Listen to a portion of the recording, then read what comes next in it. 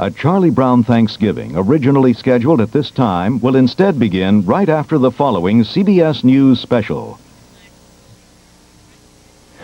I'm deeply troubled that the implementation of a policy aimed at resolving a truly tragic situation in the Middle East has resulted in such controversy.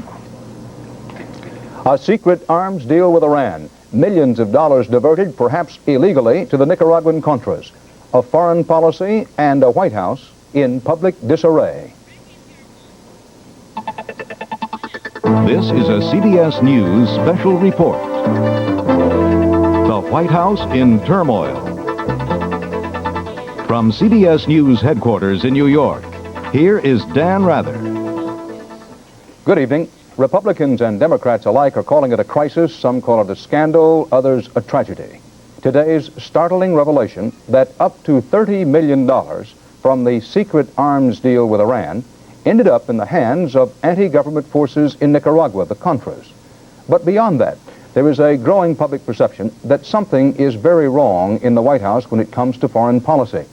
A president who says he's unaware of money going to the Contras.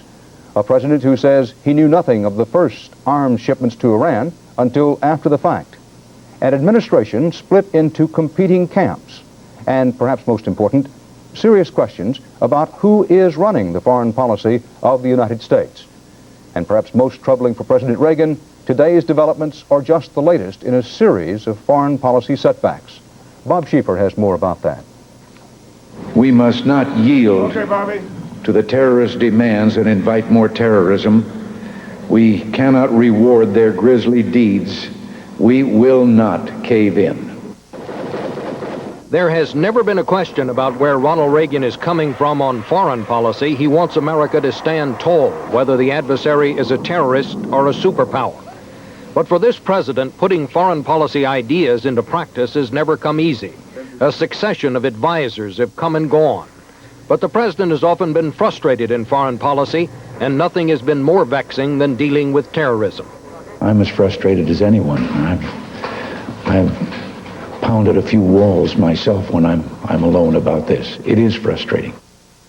It may have been this frustration that led the president to skirt his own chain of command as he tried to get the hostages out of Lebanon. But whatever the case, a secret deal for arms with Iran is part of the pattern of hip pocket diplomacy that has marked the president's second term. Critics say the arms control proposals the president discussed with Soviet leader Gorbachev in Iceland were not fully explored by government experts, and that some of the proposals caught the military Joint Chiefs of Staff by complete surprise.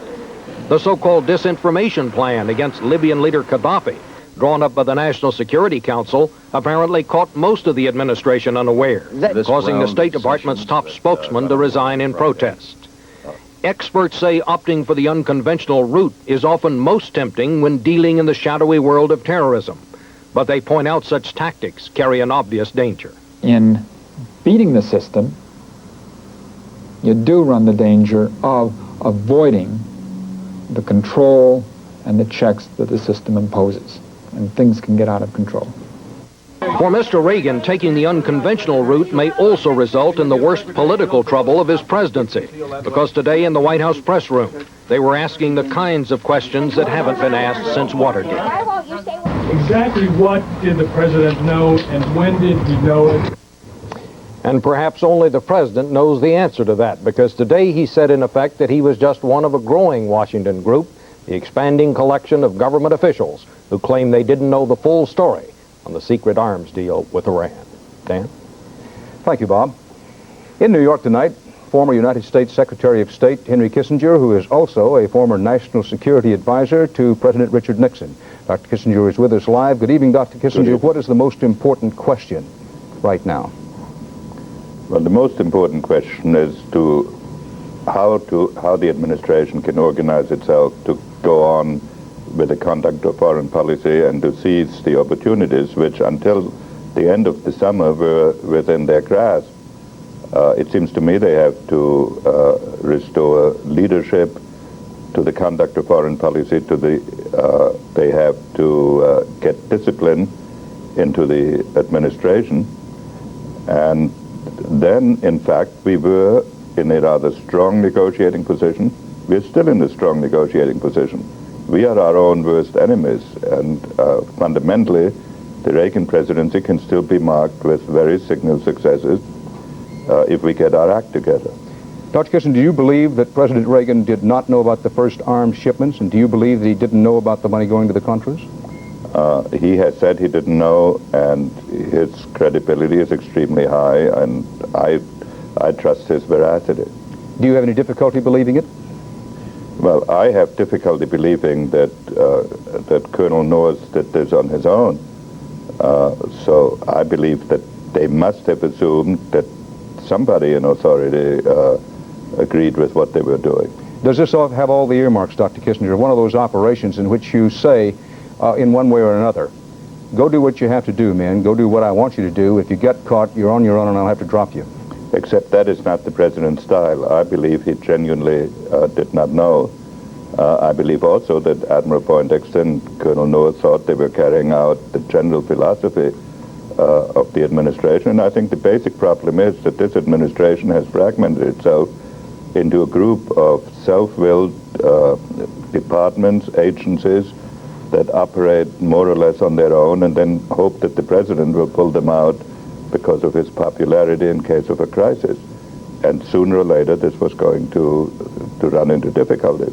But we should keep in mind that the fundamental relationships in the world are still favorable to us. But Dr. Kissinger, what about the military Joint Chiefs of Staff? Are they not supposed to know where more than 2,000 U.S. missiles were? Well, but I tell you, I have great difficulty when the chairman of the Joint Chiefs says he ran across this by accident. Now, of course, they should know where the 2,000 toes are, but when they run across some information, why don't they go to the president and say, this is an art procedure, and we have serious doubts about it? And similarly, other departments that say they were not informed, were they not informed because they did not want to know, knowing that something was going on, or were they deliberately kept in the dark? If they did not inform themselves of something that they knew was going on, I do not think they were serving their country. And it shows that they were more concerned with protecting themselves than with defining a national policy. So I think when this whole structure is reorganized, as I believe it has to be, those issues ought to be addressed. Because I cannot believe that the president would have done the things that were done if the real choices had been put before him. And somewhere in the system that broke down. And the National Security Staff, on the one hand, operated too much on detail, and on the other, did not present the alternatives adequately to the president. And the departments, in my view, were too much concerned with their relative prerogatives than with the overall national purpose. Thank you very much, Dr. Henry Kissinger. Standing by live for our CBS News special report, White House correspondent Bill Plant and our State Department correspondent Bill McLaughlin. First, Bill Plant. Bill, have we heard the last of the disclosures? Dan, I don't think so. There's almost certainly more. As has been suggested already, it's hard to believe that Oliver North and Poindexter were the only ones who knew exactly what was happening. There are certainly others. It's been suggested to us that the administration believes there were people in the CIA who knew what was going on. I'm sure we'll find out that there are more who know about what was happening. What's more, Dan, it's hard to believe that George Shultz can escape this. This is a separate issue, apart from the revelations about the money to the Contras. But the friction between the State Department and the White House has gotten so serious that it is very hard to believe that Shultz will not, at some point in the near future, have to leave. In fact, there is at least one person here who asserts flatly that the deal is already cut, that Shultz and the president have agreed that he will leave after 2 or 3 months. We can't confirm that absolutely, but in the light of what's happened here in the last couple of weeks, it sounds right. What about the view from the State Department, Bill McLaughlin? George Shultz out? Well, Shultz's resignation is on the president's desk. I don't think he's out now. I don't think he's out for the next 3 months. Something has to be done much more important now, Dan. Shultz has to get out there and make U.S. foreign policy trustworthy and believable again. And he has an uphill struggle on his hands. But most importantly, the CIA and the Defense Department and the NSC will now be answerable to the State Department on the Iran policy. So temporarily, at least, George Shultz is a winner. That's clear. Bill Plant, what about Donald Regan, the White House Chief of Staff, who's sometimes seen as a kind of assistant or deputy president? Does he last or not? I think he does, Dan. He is blamed by a lot of people outside the White House for the staff system that he has created. But it appears at this point that Ronald Reagan retains full faith and confidence in him. They seem to be very close. Ronald Reagan trusts Donald Reagan. It seems likely that he will stay. He has, however, created a staff system that reports to nobody but him, and which has been faulted for lack of professionalism and expertise, particularly in dealing with foreign affairs. Bill McLaughlin, very quickly, what has been the most damaging thing about all of this to American foreign policy? The fact, Dan, that our allies, the moderate Arab states, and even our adversaries like the Soviet Union either think we're amateurs or don't trust us. That's real damage. Thank you very much, Bill McLaughlin at the State Department and Bill Plant at the White House. In a moment, we'll take a look at the role that Israel played in the arms deal.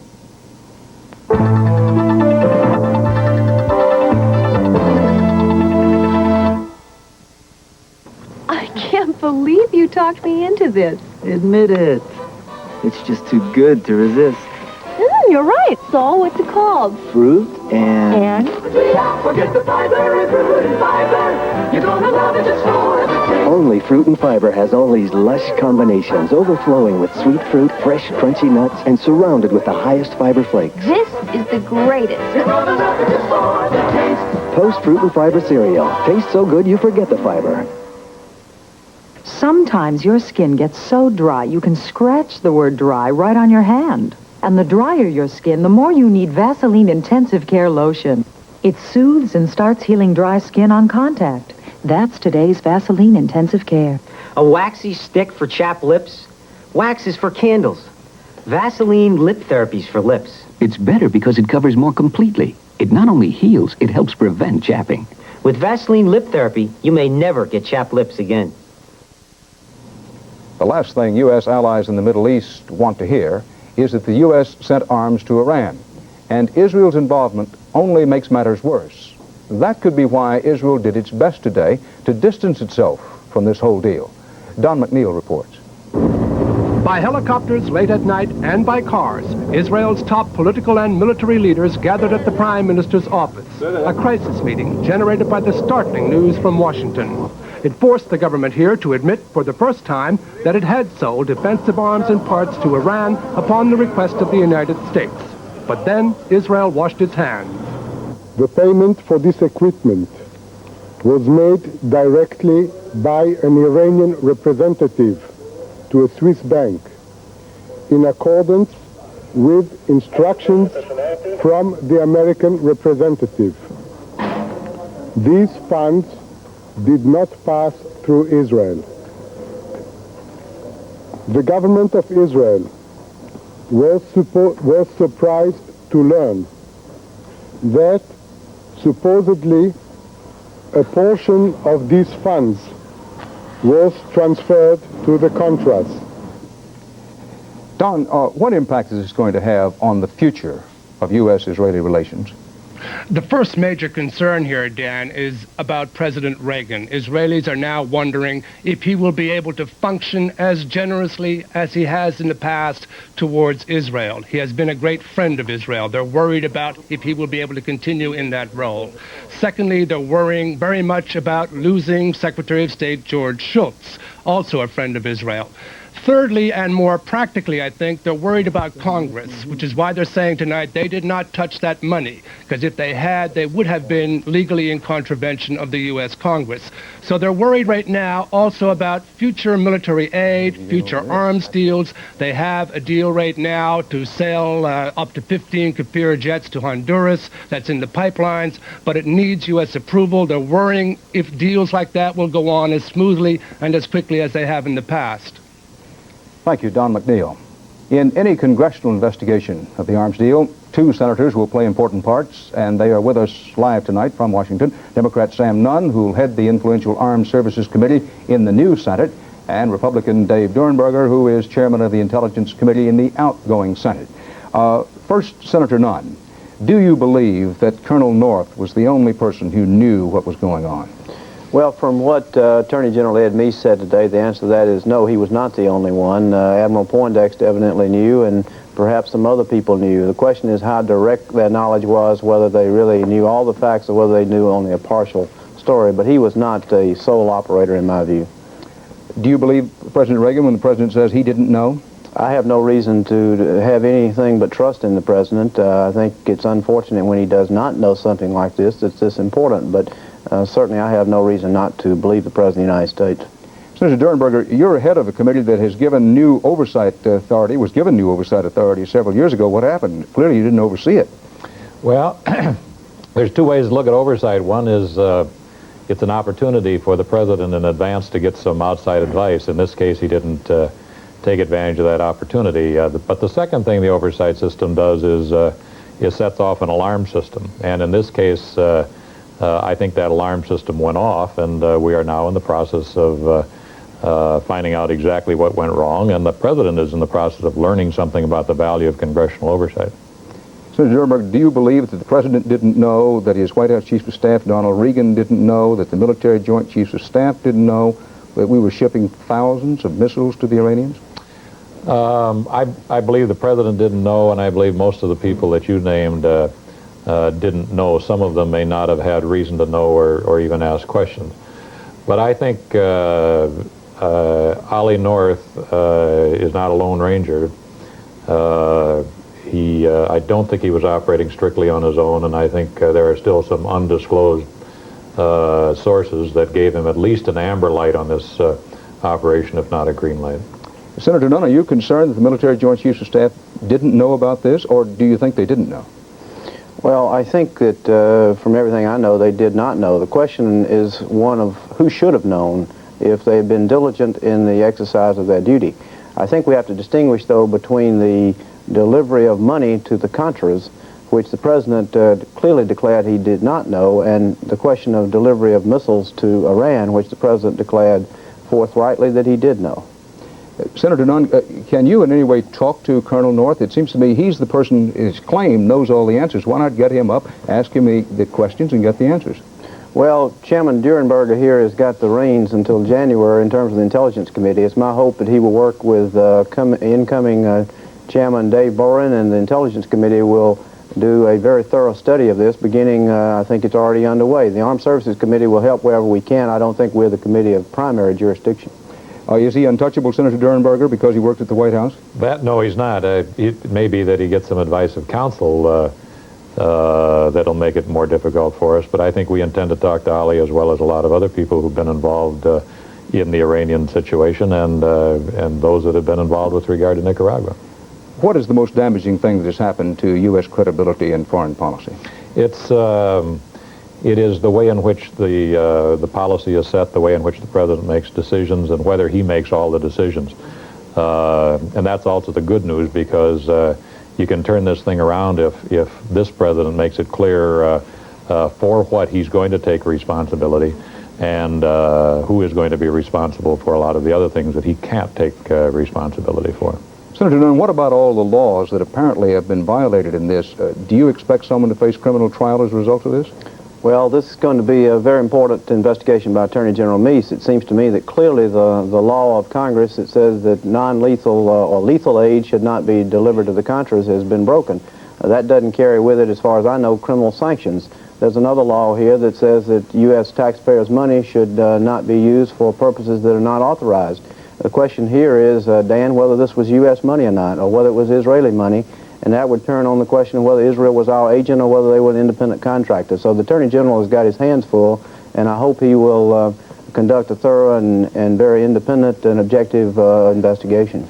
Mr. Durenberger, what should the public be concentrating on now? What should the person in the living room saying? What's all this about be looking for over the next few days?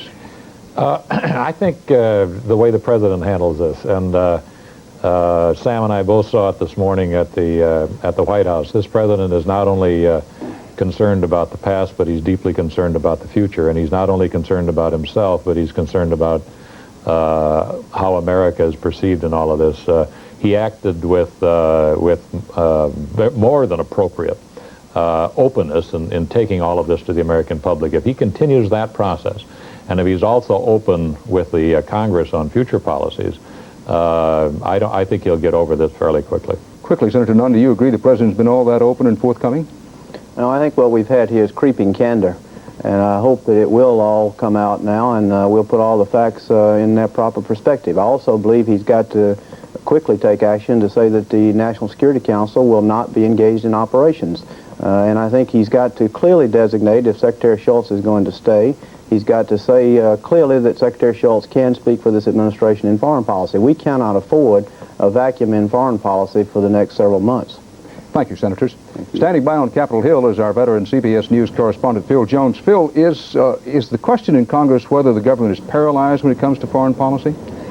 Well, Dan, I think that ordinarily you would expect the Democrats to be very gleeful right now that the president is on the mats, but you're not hearing this. You have just heard one Democratic senator, Sam Nunn, talking, and I think most of the Democrats and Republicans up here are quite worried about the damage that has been done to the nation, to Ronald Reagan, and to the presidency itself. And as Senator Nunn said earlier today, the fact is that this country and the Congress cannot afford a crippled presidency for the next 2 years.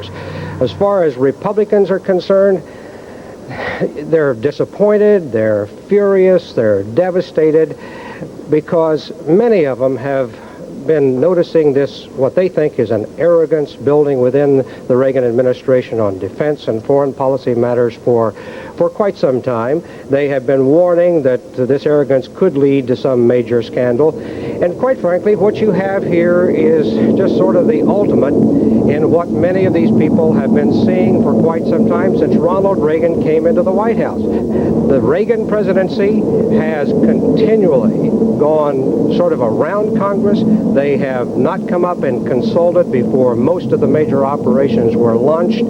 They have fought them on defense matters all the way. And now you have the problem. And unless you have Congress included in the takeoffs, when you come to some rough landings like this, you're going to find that Congress is not with the presidency. They're worried. Thanks, Phil. When we come back, Mike Wallace will be here with some of the questions that have yet to be answered.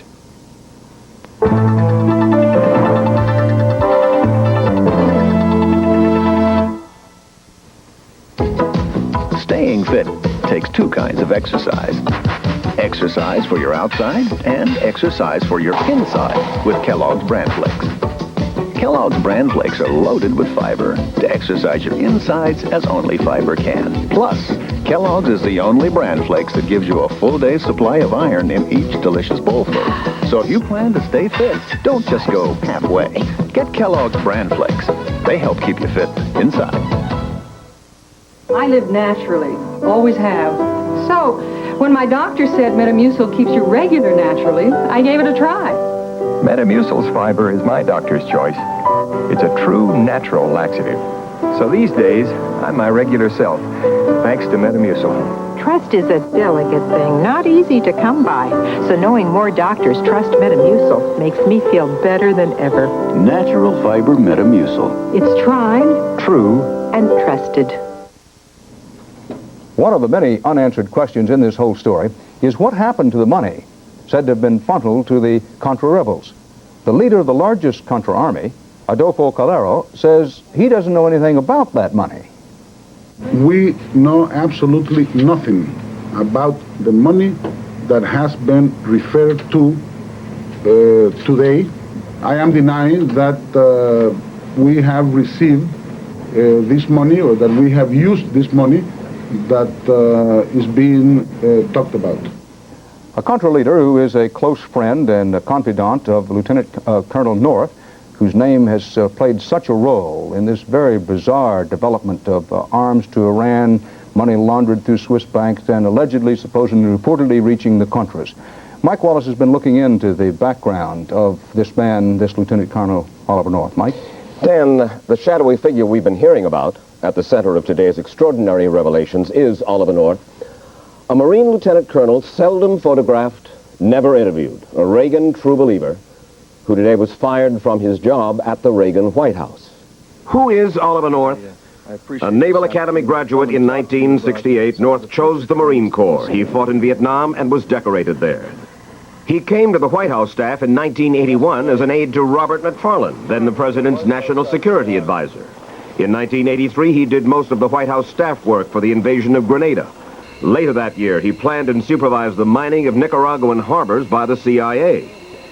After the Congress cut aid to the Nicaraguan Contra rebels in 1984, Colonel North put in motion a private network to funnel arms and cash to the Contras. And it was in pursuit of that he cut the deal for Israeli agents to funnel Iranian money, somewhere between $10 and $30 million worth, to those Contra rebels. Question: who gave North the license to deal with the Israelis and the Iranians? Who gave him the charter in the name of the Reagan White House to do the deal? And most intriguing of all, how much did President Reagan know of all this? Attorney General Meese said earlier today the president knew nothing. So we are told that 3 military men used to carrying out orders from their superiors failed to tell the commander-in-chief what they were up to. Former National Security Advisor, ex-Marine Lieutenant Colonel Robert McFarland, knew what was going on. So did the president's most recent NSC advisor, Admiral John Poindexter, and Lieutenant Colonel Oliver North.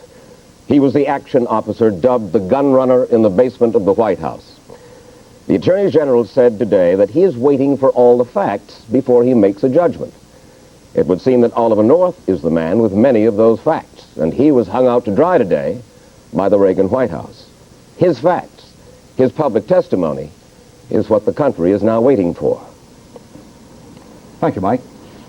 And so tonight, a lot of still unanswered questions in this still unfolding and bizarre situation of a White House in turmoil and U.S. foreign policy in disarray. But beyond the many details yet to be learned, the larger question: was our constitutional system of checks and balances violated by secret arms for the Ayatollah Khomeini's Iran, secret dollars for the Contras? And will our constitutional system of checks and balances serve us again, as it has so well for 2 centuries, by getting to the truth and curbing any arrogance of power, wherever and no matter how high it may go? For CBS News, Dan Rather in New York. Good night. Morning is your time. The earth wakes up with you. Always feel that spark of life in everything that you do. Grape nuts. For you, it's as natural as the morning. No sugar added, no preservatives. Just an honest, nutty crunch. Post Grape Nuts cereal. You know when you have it good. Yes, you know when you have it good. I'm not a doctor, but I play one on TV. And if your child had a cough, she'd get just what the doctor orders. But for your cough, you play doctor at home, even trying medicine you originally bought for your child. You need one of the adult formulas from Vicks. For the coughs adults get, with the strength adults need. Formula 44 for coughs, 44D for coughs with congestion, and 44M for coughs with congestion and a raw, irritated throat. The adult formulas. You can't buy anything more effective. The adult formulas, from Vicks, of course. The White House in turmoil has been a special report from CBS News.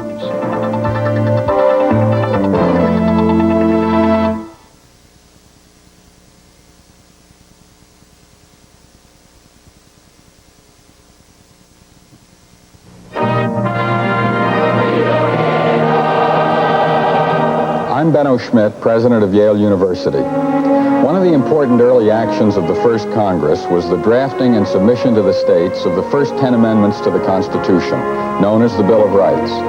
These amendments protect the rights of individuals from the power of the federal government, but they might never have been written were it not for the leadership of James Madison and the pressures from several states which had ratified the Constitution only on the condition that such a Bill of Rights be swiftly enacted into law. We, the people, are celebrating the 200th year of our Constitution. Carrie is so very... Different. It doesn't feel like ordinary lotion. It's concentrated. Carrie is so very... Rich in emollients. It even made my rough elbows and heels soft again. Carrie is so very...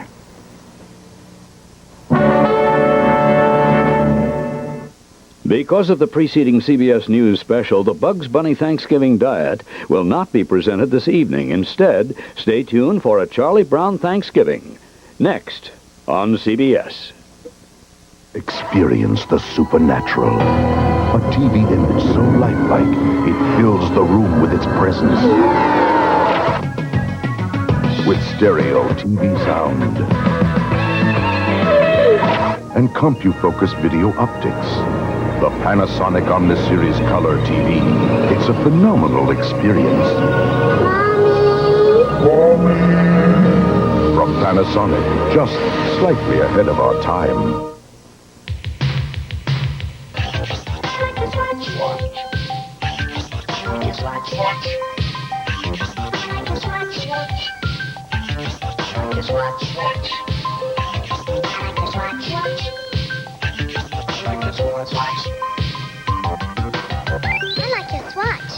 Turn someone upside down with the new Limelight 2, the Swatch with diamonds. Swatch. Get it at Macy's. Shake up at the White House at 11.